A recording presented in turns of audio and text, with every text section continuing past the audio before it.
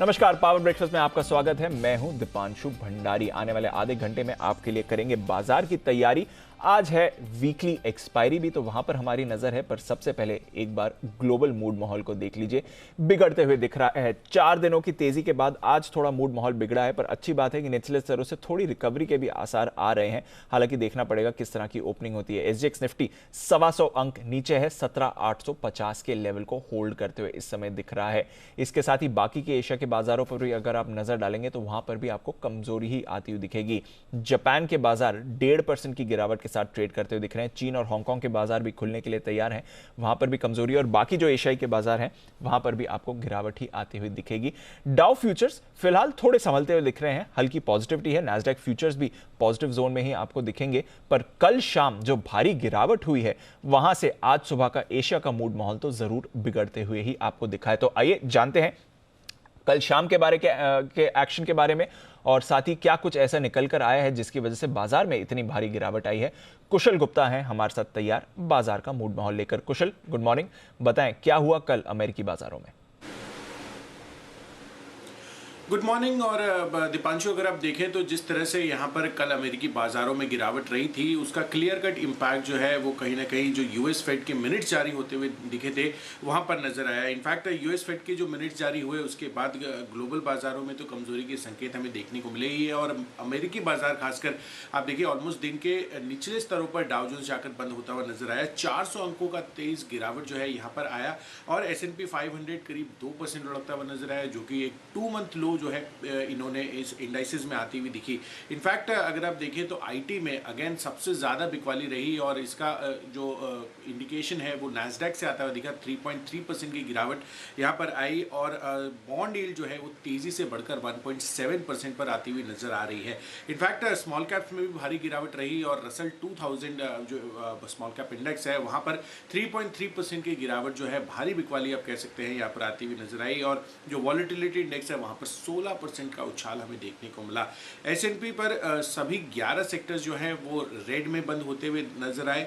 और जो मैं बात कर रहा था कि यूएस फेड की जो मिनट्स जारी हुए थे उसके बाद अमेरिकी बाजारों में गिरावट जो है हावी होती हुई दिखी। यूएस फेड के मिनट्स में यहाँ पर सबसे पहले ये कहा गया कि फेड जो है वो तेजी से स्टिमुलस वापस लेने की तैयारी कर रहा है। और फेड के जो मेंबर्स हैं उनको जो इन्फ्लेशन राइज हो रहा है अमेरिका में उसकी सबसे बड़ी चिंता उनको जो है आती हुई नजर आ रही है। इनफैक्ट वो ये कह रहे हैं कि जो रोजगार है, जो एम्प्लॉयमेंट है, वो भी जो प्री कोविड स्तर है वहाँ पर आता हुआ नजर आ रहा है। और साथ ही जो फेड की बैलेंस शीट है उस पर भी कम करने पर चर्चा हुई है। तो ये सब स्पेसिफिक पॉइंट्स हैं जिसके बाद बाजारों में जो ये जो कॉमेंट्री आ रही है फेड की वो उनको बहुत ज़्यादा पसंद नहीं आए, और इसका जो इम्पैक्ट है आपको पूरा का पूरा अमेरिकी बाजारों में देखने को मिला। यूरोपियन मार्केट्स की बात करें तो हल्के से पॉजिटिविटी के साथ ही बंद होते हुए नजर आए, पर डेफिनेटली जो यूएस फेड के मिनट्स हैं उसके बाद आज हमें देखना होगा कि यूरोपियन मार्केट जो है किस तरह से आज ट्रेड करते हुए नजर आते हैं। बट एसजीएक्स निफ्टी जिस तरह की इंडिकेशंस दिखा रहा है, डेफिनेटली यूरोपियन मार्केट्स भी एक गैप डाउन ओपनिंग के संकेत अभी बता रहे हैं। बिल्कुल, तो वहाँ पर रखिए नज़र। कच्चे तेल में हमने पॉजिटिव एक्शन ही देखा है, कुछ ज़्यादा वहाँ पर परेशानी नहीं थी।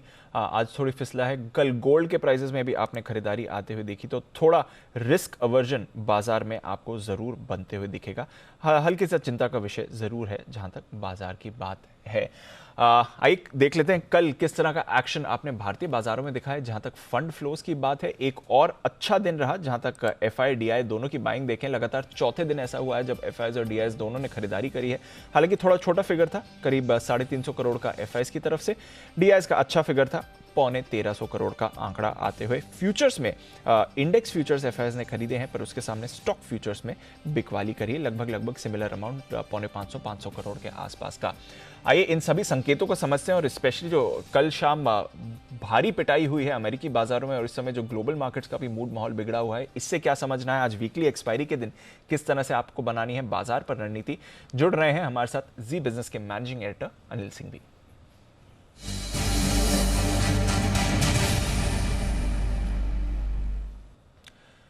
Anil sir, good morning. आज का सेटअप समझें सर, उससे पहले ये जो कल शाम अमेरिकी बाजारों में सडनली मूड माहौल बिगड़कर सब भारी गिरावट हुई, डेज लो पर क्लोज हुए। एसएनपी पर 2 महीने में सबसे खराब दिन, नैस्डैक पर 11 महीनों में सबसे बड़ी गिरावट आती हुई दिखी। इसका मतलब समझाएं सर, ये एग्जैक्टली हुआ क्या है। गुड मॉर्निंग दीप। देखिए, फेड की मिनट्स आने के बाद थोड़े से अमेरिकी बाजार में इस बात को लेकर चिंता बढ़ी है कि ब्याज दरें तो बढ़ेंगी ही, टेपरिंग भी होगी। टेपरिंग का मतलब है कि जो कुछ भी अमेरिकी फेड की तरफ से अमेरिकी बाजारों में बॉन्ड्स खरीदे जा रहे थे वो बंद हो जाएंगे। लेकिन जो नई बात हुई जिसकी वजह से अमेरिकी बाजारों को डर लगा वो ये कि खरीदना बंद करेंगे, वहां तक तो ठीक है, लेकिन फेड अपने पास जो बॉन्ड्स पड़े हैं वो भी बेचना शुरू कर सकता है। इसका मतलब क्या है? इसका मतलब है कि एक तरफ जो आप पहले खरीद रहे थे उसकी वजह से सिस्टम में जो पैसा आ रहा था वो आएगा नहीं, दूसरी तरफ जो सिस्टम में ऑलरेडी पैसा है वो भी आप निकालने के बारे में सोच रहे हैं। तो शायद ये बात थोड़ी सी कम पसंद आई अमेरिकी बाजारों को, इसी की वजह से गिरे। मजे की बात है कि फेड की मीटिंग के बाद अमेरिकी बाजार मजबूत हुए थे, लगातार लाइफ हाई बनाते हुए दिखे थे, तो लोगों को ऐसी कोई आशंका थी नहीं, डर नहीं था कि फेड के मिनट्स में ऐसा कुछ खराब आएगा, और मानकर चल रहे थे कि हमें सब कुछ पता है। तो वो कहते ना कि कभी कभार कभी जब आप कुछ आउट ऑफ सिलेबस आ जाता है तो हड़बड़ा जाते हैं, तो कल अमेरिकी बाजार इसी वजह से हड़बड़ाया। दूसरी बात ये भी है दीप की, देखिए कल फिर से इंट्राडे में डाउ ने रिकॉर्ड हाई बनाया, S&P 2 दिनों से रिकॉर्ड हाई बना रहा है और कल भी रिकॉर्ड हाई के बेहद करीब पहुंचा, और वहां पर एक हल्की फुल्की प्रॉफिट बुकिंग आने के लिए कोई न कोई आपको ट्रिगर या बहाना चाहिए, वो अमेरिकी बाजारों को मिला। नैस्डैक थोड़ा कमजोर पहले से ही है, बॉन्ड यील्ड 1.7% पर आई है जो कि हायर साइड पर है, तो उसका असर दिखा। तो मुझे लगता है कि एक अच्छी करेक्शन की जो जरूरत थी अमेरिकी बाजारों में वो फेड मिनट्स की वजह से ट्रिगर होता हुआ दिखा है। अच्छी बात कह दें या जो भी कह दें कि कम से कम ये है कि कोरोना की डर की वजह से अमेरिकी बाजार नहीं गिरे, गिरे तो फेड के मिनट्स की वजह से, यानी कि जो गिरने का कारण भी है वो उनका अपना कारण ज्यादा है बजाय ग्लोबल दूसरे कारण रीजन के। तो मेरे ख्याल से हल्का फुल्का करेक्शन में है, लाइफ हाई बनाने के बाद जो होना चाहिए बाजार को एक क्लीन वाला मामला जो होता है कि सिस्टम ठीक होता रहे, कमजोर ट्रेडर्स बाहर निकलते रहे और बाजार फिर से कंसोलिडेट करके मजबूत बने। शायद अमेरिकी बाजार में कल फेड की मीटिंग के बाद यही एक रुझान दिखाया है। बिल्कुल, तो थोड़े बाजार भी काफ़ी तेज़ हो गए थे, और एक ये जो सरप्राइज आया फेड मिनट्स को लेकर कि अपनी बैलेंस शीट कम करने के लिए, यानी कि अपने पास जो उनके बॉन्ड्स हैं वो बेचने के लिए फेड तैयार है, इसका भी इम्पैक्ट बाजार पर दिखा। तो इस इम्पैक्ट को कैसे समझे आज हमारे बाजारों के लिए सर, क्योंकि लगातार 4 दिनों से तेजी है, साथ ही लगातार 4 दिनों से FIs DIs की कैश में खरीदारी है, पर उसके सामने आज वीकली एक्सपायरी भी है, तो ये सारे कॉम्बिनेशन हमारे बाजारों को क्या करेंगे? देखिए दीप, वैसे 4 ऐसे दिन रहे हमारे पीछे के जिससे बड़े आप कभी कुछ सोच नहीं सकते हैं। स्पेशली जिस तरह के मूड माहौल में हम दिसंबर महीने में थे, उसमें नई सीरीज की शुरुआत इतनी दमदार हुई है, इतने बेहतरीन 4 ट्रेडिंग सेशन। जाहिर सी बात है कि अब एक तरफा तेजी के बाद आप उन बड़े अहम लेवल्स के आसपास आ चुके हैं जहां पर बाजार का रुकना स्वाभाविक है। ये कल भी लग रहा था कि थोड़े ओवरबॉट है, पुट कॉल रेशियो पर 18,000 के अहम लेवल के नजदीक आपका निफ्टी आ चुका है, 38,000 के बड़े लेवल के आसपास बैंक निफ्टी आ चुका है, एक तरफा तेजी का। तो जो अमेरिका में हुआ वही हमारे यहाँ भी होगा।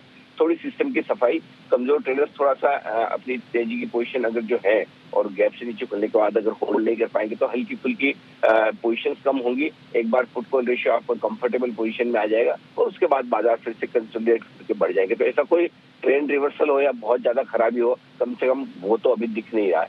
बाकी देखते हैं, इमीडिएटली सपोर्ट जो है 17,750 17,800 की रेंज में है आज, ये आसानी से नहीं टूटना चाहिए, ये रेंज सपोर्ट के तौर पर काम करनी चाहिए। ऊपर में 17,950 18,000 रुकावट की जगह है जहां पर प्रॉफिट बुकिंग आएगी। बैंक निफ्टी पर 36,750 36,900 ये 150 पॉइंट की रेंज मजबूत सपोर्ट है। अगर ये गलती से टूटी, वैसे टूटेगी नहीं, तो 36,350 36,500 भी काफी बड़े लेवल है। आपको रेंज थोड़े सपोर्ट नीचे के दिख रहे होंगे, दूर के दिख रहे होंगे, लेकिन पिछले 3 दिनों में 4 दिनों में जिस तरह की बड़ी तेजी बनी है, एक तरफा तेजी बनी है, उसको देखते हुए सपोर्ट आपके दूर ही आते हुए दिख रहे हैं। ऊपरी स्तरों पर बैंक निफ्टी में 37,850 38,000 की रेंज है जहां पर आपको प्रॉफिट बुकिंग आती हुई दिख सकती है। जी ठीक। ओके, तो ये है आपके लिए कुछ इंपॉर्टेंट लेवल्स आज के लिए बाजार पर, और वीकली एक्सपायरी भी है तो थोड़ी वॉलेटिलिटी वहां से भी आ सकती है। शुक्रिया सर हमारे साथ जुड़ने के लिए और बाजार पर अपनी पूरी रणनीति बताने के लिए। तो इंटरेस्टिंग डे होना चाहिए आज मार्केट एक्शन के लिए, स्पेशली जिस तरह से कमजोरी के बाद आज भारतीय बाजार पर रिएक्शन आएगा। पर रिएक्शन आने वाला है खबरों के दम पर भी, और काफी सारे स्टॉक्स फोकस में रहेंगे। सबसे पहले हमारी इस समय की बड़ी एक्सक्लूसिव खबर के साथ जुड़ रहे हैं हमारे सहयोगी अमरीश पांडे ऑटो इंडस्ट्रीज के लिए। अमरीश, आप एक बड़ी खबर लेकर आए हैं, बताइए क्या है ये? ये खबर ऑटो इंडस्ट्री के लिए जितनी बड़ी है उतनी ही बड़ी है ये ऑटो इंसुलरी जैसी बनाने वाली कंपनी जो एयरबैग बना रही है उन कंपनियों के लिए। सरकार जल्दी ही एयरबैग कंपलसरी करने जा रही है, मतलब 6 एयरबैग्स मिड रेंज की गाड़ियों में कंपलसरी होंगे, ऐसा सरकार विचार कर रही है और इसके लिए ड्राफ्ट नोटिफिकेशन बनाने की जो तैयारी है वो शुरू कर दी है। अगर सरकार की माने तो सरकार ने पिछले साल नवंबर में सियाम के साथ एक मीटिंग की थी और उसके बाद रोड ट्रांसपोर्ट मंत्रालय के जो अधिकारी हैं उन्होंने राणे मद्रास, बॉश जैसी जो कंपनियां जो एयरबैग बनाती हैं उनके साथ एक बैठक की थी और बैठक के बाद जो इनपुट्स मिले हैं उसके साथ ही ये सरकार ये डिमांड जो सॉरी ड्राफ्ट जो नोटिफिकेशन है उसको तैयार कर रही है और जल्दी ही इसके लिए नोटिफिकेशन भी आ जाएगा। अगर हम खबर की बात करें तो सबसे पहले जी बिजनेस ने 21 सितंबर को अपने दर्शकों को बताया था कि सरकार मिड रेंज की जो गाड़ियां हैं उनमें 6 एयरबैग्स अनिवार्य करने जा रही है। नितिन गडकरी की माने तो नितिन गडकरी का कहना है कि सिर्फ बड़ी गाड़ियां या महंगी गाड़ियां खरीदने वालों को सड़क पे चलने के साथ सुरक्षा का अधिकार नहीं है, ये अधिकार उन लोगों के लिए भी है जो सस्ती गाड़ियां या कम रेंज की गाड़ियां खरीद रहे हैं। तो ऐसे में सरकार जल्दी ही इसको अनिवार्य करने जा रही है क्योंकि सरकार का तर्क ये था कि हमने सड़कों को सुरक्षित कर दिया है, सड़कें अब ज्यादा बेहतर हो गई हैं। उसके साथ ही स्पीड बढ़ रही है, जब स्पीड बढ़ रही है तो ऐसे में एयरबैग्स की आवश्यकता बहुत ज्यादा बढ़ जाती है क्योंकि किसी भी एक्सीडेंट की सिचुएशन में लोगों को बचाने के लिए सबसे पहले जो प्राइमरी जो हेल्प दिख रही है वो एयरबैग्स की है। तो सरकार इसको लेकर अगले कुछ दिनों में नोटिफिकेशन जारी कर सकती है। जी दीपांशु। ओके, तो सरकार जल्द ही नोटिफिकेशन जारी कर सकती है। हमने आपको एक्सक्लूसिवली बताया भी था किस तरह से इस नए साल में एटलीस्ट 2 फ्रंट एयरबैग्स तो अनिवार्य हो ही गए हैं। अब मिड रेंज गाड़ियों के लिए 6 एयरबैग्स अनिवार्य जल्द होने जा रहे हैं। ये हमारी एक्सक्लूसिव खबर है। ड्राफ्ट नोटिफिकेशन इस पर आपको जल्द ही आते हुए दिखेगा। शुक्रिया अमरीश हमारे साथ जुड़ने के लिए और ये एक्सक्लूसिव जानकारी देने के लिए। राणे मद्रास और बॉश इन दोनों काउंटर्स पर आज आपको ट्रेड में रखनी है नजर। ऐसे ही ढेरों और काउंटर्स हैं, स्टॉक्स हैं, जहां पर खबरों के दम पर एक्शन आपको बनते हुए दिख सकता है। आइए जानते हैं इनके बारे में वरुण दुबे के साथ। गुड मॉर्निंग वरुण, बताइए क्या है आज की खबरें। गुड मॉर्निंग दीप। तो शुरुआत करता हूँ ट्रिगर्स के साथ। आज कैबिनेट के अहम बैठक है फिर से 11 बजे, तो यहाँ पे नजर होगी। इसके अलावा आनंद राठी वेल्थ हाल ही में लिस्टेड कंपनी है, इसके Q3 के नतीजे आने वाले हैं, तो यहाँ पे आपकी नजर रहनी चाहिए। हिंदुजा ग्लोबल बोर्ड की बैठक है, डिविडेंड के साथ साथ बोनस शेयर पे कंपनी आज विचार करने वाली है, यहाँ पे नजर रखिएगा। वोकहार्ट अलग अलग तरीके से फंड जुटाने को मंजूरी और विकल्प पे विचार करने वाला है यहाँ का बोर्ड। मोनार्क नेटवर्क कैपिटल आज से NSE में इसकी लिस्टिंग होने वाली है। ASM में आ चुका है HPL electric and power, x dividend है माजगाडॉक का 7 रुपये प्रति शेयर का। नतीजे कुछ आए भी हैं जिसमें स्पंदना स्फूर्ति है, Q2 के नतीजे आए हैं और कंपनी ने नुकसान किया है। 59 करोड़ के आसपास का नुकसान जो है वो इस कंपनी ने किया है। 10 जनवरी को इक्विटी के जरिए पूंजी जुटाने पर भी बोर्ड की बैठक है। भारतीय एयरटेल कंपनी की सब्सिडरी है एयरटेल अफ्रीका PLC, इसको $176.1 मिलियन से 159 मिलियन डॉलर जो है वो तंजानिया के टावर सेल्स से मिल चुके हैं। दरअसल ये डील जो है इस कंपनी ने जून में की थी और अब कुछ पैसे आ चुके हैं, इसका अपडेट ये कंपनी दे रही है। और 60 मिलियन का उपयोग जो है कंपनी तंजानिया में नेटवर्क और सेल्स इंफ्रास्ट्रक्चर के लिए करेगी। पैसे का उपयोग तंजानिया सरकार को देने के लिए भी किया जाएगा। फोर्टिस हेल्थ IHH एमक्योर ने कंपनी पर मुकदमा दर्ज किया है। एमक्योर ने $650 करोड़ के आसपास का हर्जाना मांगा है। एमक्योर की मांग भारतीय कंपनी फोर्टिस हेल्थ से जुड़ी है। यहाँ पे फोर्टिस हेल्थ से सबसे बड़ी जो है स्टेक होल्डर जो है वो IHH है, तो यहाँ इसके चलते आपको नज़र रखनी है क्योंकि एमक्योर ने यहाँ पे कंपनी पे मुकदमा दायर कर दिया है। महानगर गैस LIC ने 20 अक्टूबर 2020 से 4 जनवरी 2022 के बीच में 2% हिस्सेदारी इस कंपनी में खरीद ली है। कुल हिस्सेदारी जो है 6.31% हो चुकी है। एम्फी की रीबैलेंसिंग के नाम सामने आ चुके हैं, ऑलमोस्ट वही नाम है जो हमने आपको बताए थे। 1 फेब से चेंजेस इफेक्टिव है। लार्ज कैप में जो जा रहे हैं इंटरेस्टिंग, उसमें जोमेटो, नाइका, पेटीएम और PB फिनटेक जैसे काउंटर शामिल है। इसके अलावा जोमेटो पे आपको इसके भी नज़र रखनी है क्योंकि शिप्रा के विस्गो टेक में ये कंपनी ने 75% हिस्सेदारी जो है वो खरीद ली है।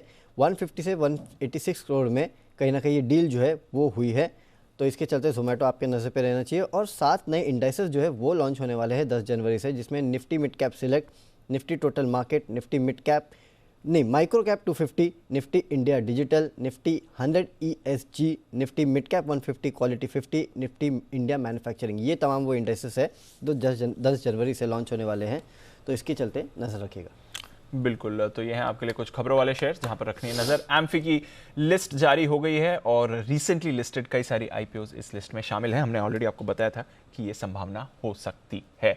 आइए कुछ और बढ़िया ट्रेडिंग कॉल्स आज के लिए ये आपको पहले बता देते हैं और फिर हमारे मार्केट एक्सपर्ट के साथ भी जुड़ेंगे। चॉइस ब्रोकिंग एमएनएम पर करके चले खरीदारी, स्टॉप लॉस 818, टारगेट 890 का लगाना है। आनंद राठी सिक्योरिटीज, इन्हें भी एमएनएम पसंद है, इनका टारगेट है 875 और स्टॉप लॉस 820, तो कंसेंसस बाय कॉल एमएनएम आज के लिए आपका। इसके साथ ही एक्सिस बैंक मोमेंटम में रहा है पिछले कुछ दिनों से, खरीद कर चलें। स्टॉप लॉस 714, टारगेट 750, सेल इस पर भी करते हैं आपको खरीदारी, ये राय आ रही है सेंट्रम ब्रोकिंग की तरफ से। स्टॉप लॉस 110.5 और टारगेट 118। तो रेट सेंसिटिव्स और ऑटोज ये हमारे एक्सपर्ट्स के रेडार पर हैं, नजर रखेंगे इन काउंटर्स पर आज ट्रेड के लिए। आइए अब जानते हैं बाजार पर क्या आप रणनीति बना सकते हैं आज के लिए, और साथ ही कुछ और बेहतरीन ट्रेडिंग कॉल्स भी हमारे साथ जुड़ रही हैं सिमी भौमिक। सिमी जी गुड मॉर्निंग। सबसे पहले तो क्योंकि थोड़े ग्लोबल संकेत आज कमजोर हुए हैं, वीकली एक्सपायरी भी है, तो पहले बाजार पर अपनी रणनीति आज के लिए बताएं। Very good morning Deepanshu. बाजार के लिए तो मैं यही कहूंगी कि कल का क्लोजिंग काफी अच्छा रहा था और आज शुरू में जो वीकनेस के साथ खुलना चाहिए, उसके बाद अगर मार्केट में थोड़ा बहुत रिकवरी आता है तो खरीदारी करने का सलाह तो देना है। इनफैक्ट गैप डाउन ओपनिंग होने से भी मुझे लगता है कि जहां पे ये निफ्टी बैंक निफ्टी सपोर्ट लेने का कोशिश करेगा वहीं पे मतलब खरीद कर दिखना चाहिए। कल का क्लोजिंग के हिसाब से मैंने सिर्फ यही देखा था कि 17,900 17,890 ये एक क्रिटिकल रेंज था कल के लिए, और आज भी मुझे लगता था अगर फ्लैटिश ओपनिंग होता तो 17,900 के आसपास मैं खरीदने का सलाह दे रही थी, 17,870 के नीचे स्टॉप लगा के, क्योंकि मुझे लग रहा था कि 17,950 980 18,000 का लेवल हो सकता है आज का एक्सपायरी में आ जाएगा। पर अगर बहुत ही गैप डाउन ओपनिंग होता है तो मुझे लगता है कि आधा घंटा सेटल करने देना पड़ेगा। सेटल करने के बाद अगर निफ्टी वापस ऊपर आके अगर 17,900 के ऊपर आता है तो ही खरीदने का सलाह होगा, नहीं तो 17,890 के नीचे कोई भी लॉन्ग पोजीशन सजेस्ट नहीं करूंगी, एटलीस्ट आज के दिन के लिए। और रहा सवाल बैंक निफ्टी के, तो मुझे लगता है कि बैंक निफ्टी का सपोर्ट 33,500 से 33,400 के बीच में है। जब तक बैंक निफ्टी उस रेंज के ऊपर है तब तक सेफ है। 33,350 के नीचे स्टॉप लगा के खरीदारी करने का सलाह होगा। 33,950 से 38,200 का टारगेट था मेरा। मुझे लगता है कि ये शायद आज या कल तक आना चाहिए, पर खरीदारी डीप नहीं करना चाहिए। 33,350 के नीचे अगर बैंक निफ्टी ओपन होता है या चला जाता है तो अवॉइड करेंगे, फ्रेश बाइंग एटलीस्ट आज के दिन के लिए नहीं करेंगे। ओके, तो ये है आपके लिए सिमी जी की तरफ से रणनीति, इंपॉर्टेंट लेवल्स जो बाजार के लिए निकल कर आ रहे हैं। देखते हैं किस तरह का मूव आएगा निफ्टी और बैंक निफ्टी पर, बट फिलहाल भरोसा है निचले स्तरों से खरीदारी का। ट्रेडिंग कॉल्स क्या रहेंगी सिमी जी? दो ट्रेडिंग कॉल्स होगा दीपांशु। एक तो टाटा स्टील जिसमें कल अच्छा मोमेंटम देखने को मिला था, आज भी मुझे लगता है कि मेंटेन करना चाहिए। 1210 का इनिशियल टारगेट के लिए खरीदना चाहिए, उसके बाद अगर 1210 के ऊपर जाके सस्टेन करने लगता है तो ये एक्सटेंड हो सकता है 1230 तक। 1160 के नीचे स्टॉप लगा के करंट लेवल पे या थोड़ा बहुत डीप पर खरीदारी करने का सलाह होगा। डीएलएफ में भी मुझे लगता है कि कल 400 के आसपास क्लोजिंग देखे गया था। डीएलएफ बहुत अच्छा मोमेंटम कल इसने शो किया था, तो डीएलएफ को भी वॉच करेंगे, वॉच लिस्ट में रखेंगे। थोड़ा बहुत लोअर लेवल के आसपास 400 398 के आसपास खरीदने का सलाह होगा। 394 के नीचे स्टॉप लॉस रहेगा। पहला टारगेट होगा 407 से 410, इसी के आसपास थोड़ा सा प्रॉफिट टेकिंग आ सकता है। 410 एक साइकोलॉजिकल रेजिस्टेंस भी है, पर ये रेजिस्टेंस अगर एब्जॉर्ब हो जाता है तो मुझे लगता है कि 415 तक भी ये मोमेंटम एक्सटेंड हो सकता है। तो टाटा स्टील और डीएलएफ ये दोनों में खरीदारी का सलाह देना है आज के लिए। और दीपांशु दोनों में ही मेरा पोजीशन है पोर्टफोलियो में, तो मेरा वेस्टेड इंटरेस्ट भी है। ओके, तो पोर्टफोलियो स्टॉक्स हैं सिमी जी के टाटा स्टील डीएलएफ, बट फिलहाल आज के लिए ट्रेडिंग पर भी आप यहां पर रखें नजर। सिमी जी एक दो बैंक्स पर भी आपकी राय जानना चाहूंगा, क्योंकि काफी बड़ी तेजी और बड़ा ब्रेकआउट बैंक निफ्टी में आया है। सबसे पहले तो कोटक बैंक जो कल 1900 के ऊपर जाकर क्लोज हुआ, इस पर क्या करना चाहिए, और अगर ओपनिंग पर डिप मिले तो क्या स्ट्रैटेजी होगी? इनफैक्ट दीपांशु 2 दिन पहले 1820 के आसपास मैंने मेरे क्लाइंट को कोटक बैंक खरीदवाया था। सेम डे एक्सिस बैंक में भी बाई कॉल दिया था और एक्सिस में भी कल अच्छा मोमेंटम था। दोनों बैंक मुझे लगता है कि बहुत ही शानदार मोमेंटम में है। 1920 के ऊपर अगर कोटक बैंक मेंटेन करेगा तो कोटक बैंक का नेक्स्ट टारगेट 1970 से 1980 का होना चाहिए। तो कोटक बैंक में खरीदारी करने का सलाह होगा। कोटक बैंक मुझे लगता है कि यहाँ से खरीद कर जाना चाहिए। अगर 1920 1910 के आसपास भी मिलता है तो 1900 का स्टॉप लॉस रहेगा। 1970 से 1980 का मिनिमम टारगेट के लिए कोटक को खरीद कर चलेंगे। एक्सिस बैंक भी मुझे लगता है कि काफी अच्छा मोमेंटम में था। एक्सिस बैंक में भी खरीदारी करने का सलाह होगा। करंट लेवल से मिनिमम 30-40 रुपीज का रैली एक्सिस बैंक में भी देखने को मिल सकता है। ओके, तो नजर रखेंगे कोटक एक्सिस, ये दोनों स्टॉक्स आज फोकस लिस्ट में आपके होने चाहिए। शुक्रिया सिमी जी हमारे साथ जुड़ने के लिए और बाजार पर अपनी रणनीति और कुछ स्टॉक्स के बारे में चर्चा करने के लिए। ये तो रही इक्विटी मार्केट्स की बात, बट कमोडिटीज में आज किस तरह की आपको बनानी है रणनीति, आइए इसके बारे में समझते हैं IIFL सिक्योरिटीज के अनुज गुप्ता के साथ। अनुज गुड मॉर्निंग। सबसे पहले तो गोल्ड और सिल्वर से करते हैं शुरुआत। कल थोड़ी सी खरीदारी हमने आती हुई देखी थी, जिस तरह से ग्लोबल मूड माहौल बिगड़ा था बाजार की तरफ, बट क्या रणनीति होगी गोल्ड और सिल्वर में? दीपांशु जी गुड मॉर्निंग। कल फेडरल बैंक ने स्टेटमेंट दिया है कि वो इंटरेस्ट रेट एक्सपेक्टेड दिन से पहले बढ़ा सकते हैं। ऑफिस स्टेटमेंट था, हमने देखा है कि उसके बाद से गोल्ड सिल्वर में मॉर्निंग में गिरावट देखने को मिल रही है। हमें लगता है कि उसकी वजह से थोड़ा सेलिंग प्रेशर यहाँ पर आ सकता है। तो गोल्ड में हमें लगता है कि बिकवाली करना चाहिए 48,100 में, स्टॉप लॉस 48,300 का रहेगा, टारगेट 47,600 तक हो सकता है। वहीं सिल्वर के अंदर भी करीबन 62,500 में सेल कर सकते हैं, 63,100 का स्टॉप लॉस रहेगा, टारगेट 61,500 का हो सकता है। तो एक थोड़ा सेलिंग प्रेशर गोल्ड सिल्वर में इंट्राडे के लिए देखने को मिल सकता है। सिल्वर दोनों में आपको आज इंट्राडे सेलिंग प्रेशर आते हुए दिख सकता है। कॉपर में क्या करना है अनुज? देखिए कॉपर में हम 2 दिन से देख रहे हैं हायर लेवल पे कुछ बिकवाली देखने को मिल रही है। तो कॉपर में भी इंट्राडे के लिए बिकवाली करना चाहिए 747 में, स्टॉप लॉस 753 का रहेगा, टारगेट 737 तक रहेगा। ओके, और कच्चे तेल के बारे में बताएं। वैसे तो 3 दिन तेजी देखी थी कल, आज हल्की सी गिरावट सुबह दिखी थी, बट $80 के ऊपर ही ब्रेंट, NYMEX भी 77 के करीब। भारतीय बाजारों में क्या ऐसा एक्शन रहेगा? देखिए क्रूड में अगर देखें तो हालांकि कल इसकी इन्वेंट्री कुछ ड्रॉ डाउन होती हुई आई थी, मगर अभी हम देखें तो भाव ओवरबॉट जोन में है। तो एक सेलिंग एक्सपेक्ट कर रहा हूँ कि हायर लेवल से देखने को मिल सकती है। तो 5850 के आसपास बिकवाली करें, 5920 का स्टॉप लॉस लगाएं, टारगेट 5700 तक देखने को मिल सकता है। तो क्रूड के अंदर भी इंट्राडे के लिए बिकवाली की सलाह रहेगी। ओके, और ये है आपके लिए आज की स्ट्रैटेजीज। बहुत बहुत शुक्रिया अनुज हमारे साथ जुड़ने के लिए और अपनी कॉल्स देने के लिए। आज बेहद इंपॉर्टेंट कमोडिटी कॉल्स आपके लिए।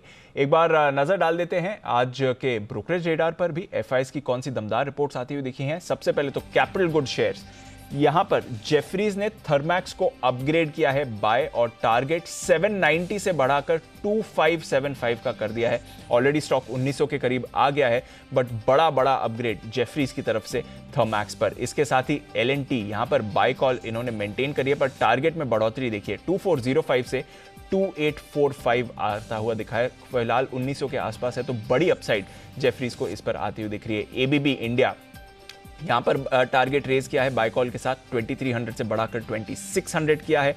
जेफरीज यहां पर भी बाय है और टारगेट में बढ़ोतरी हुई है करीब 500 रुपए की, 2560 से बढ़ाकर 3080। KEI इंडस्ट्रीज यहां पर इन्होंने बाय रेटिंग रखी है और टारगेट 1115 से बढ़ाकर 1440। तो दमदार रिपोर्ट जेफरीज की तरफ से आती हुई दिख रही है पूरे कैपिटल गुड्स स्पेस पर। और हमने भी आपको बताया था कैपिटल गुड्स इंफ्रा बजट से पहले आपको इस स्पेस पर जरूर नजर रखनी चाहिए।